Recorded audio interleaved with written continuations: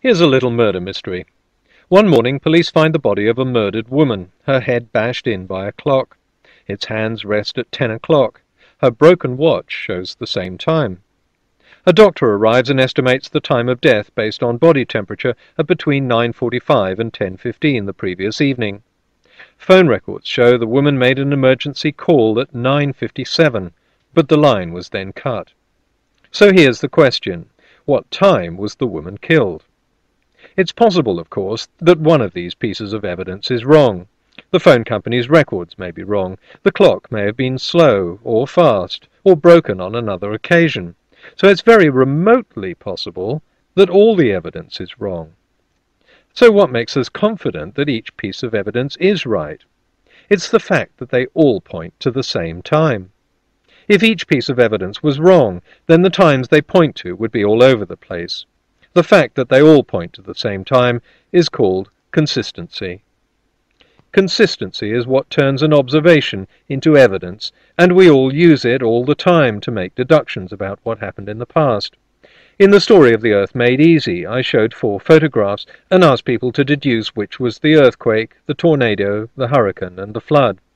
I asked a lot of creationists to take the test, but they were either vague about their results or refused to tell me whether they got the right answer and how they derived it. I suppose an admission that we can work this out is an admission that we can work out what happened in the past. But it doesn't matter. I know they got the right answer, and we all know how they derived it. They looked for the same things any rational person looks for: consistency.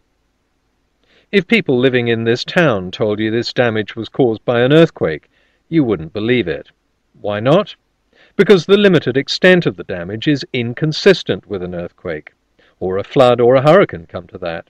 But the single trail of destruction is consistent with the path of a tornado. And if we look closer, we'll discover that brick structures remain undamaged, also inconsistent with an earthquake, while lighter objects have been strewn all over the place. So it really doesn't matter what our eyewitnesses claim. Maybe they were mistaken, or maybe they were lying, or maybe they're delusional. Eyewitnesses often get things wrong, but the evidence doesn't lie. We're intelligent enough to work things out for ourselves.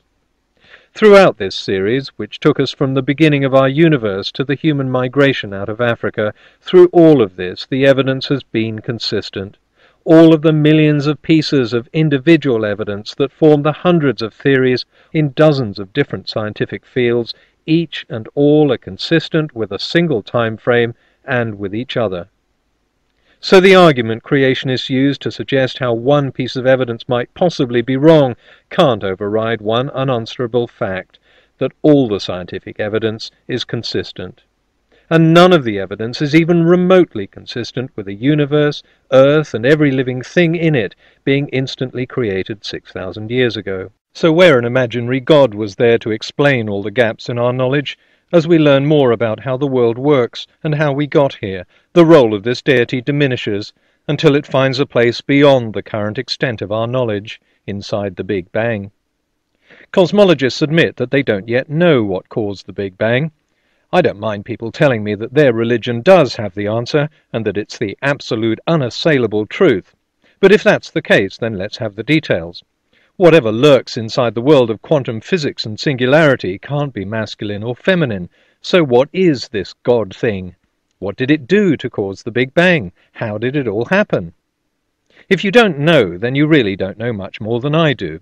The plain fact is that none of us yet knows, so let's stop pretending we do. Sitting round arguing about what we don't know is like ancient Greeks trying to use philosophy to work out what powers the sun.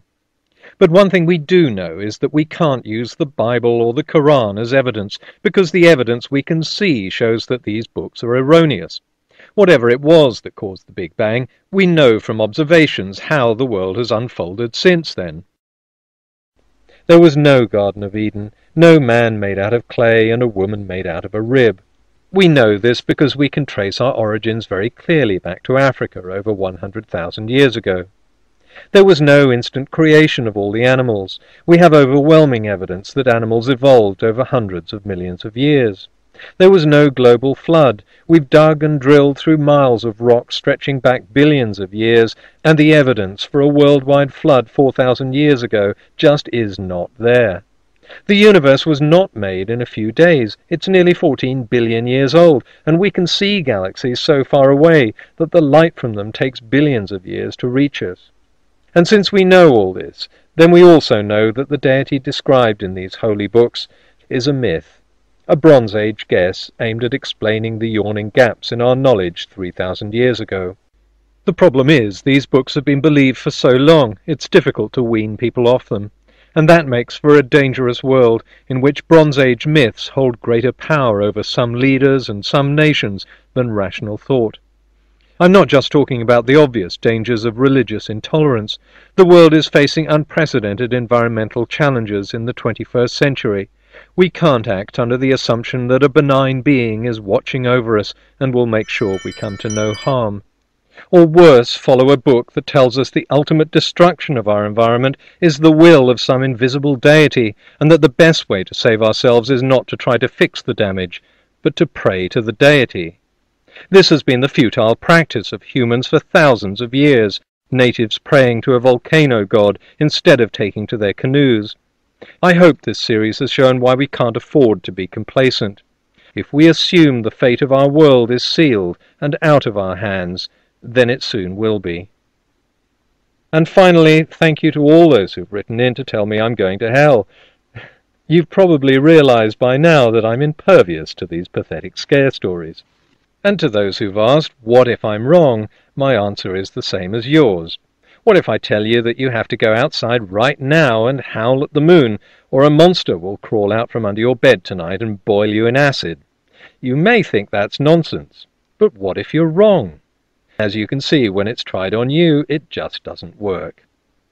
And to all those who've asked where I'll go when I die, I'm happy to say I'll be in the same place I was in 1947, and 1853, and 1622.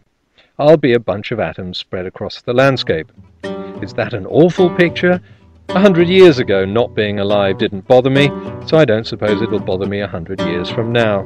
Let God's pale archangel, the grim reaper, come. He can hack my bones, he can step up on my gravestone, he can kiss my bum, I don't care. Oh, and one more thing. I'm delighted to take the blasphemy challenge and announce that I deny the Holy Spirit.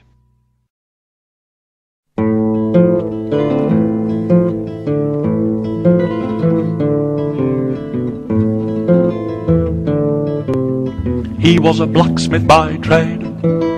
He used to live on his own. She was a little old maid.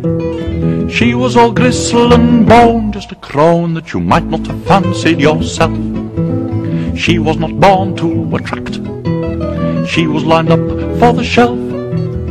If it were not for the fact the blacksmith loved her well, he loved her like hell. He used to grunt and sigh, fit to die, but from afar, for he was shy, as blacksmiths often are. She made a meagre livelihood from a homemade toffee that she'd sell up and down the neighborhood to a butterscotch and caramel clientele, an optimist.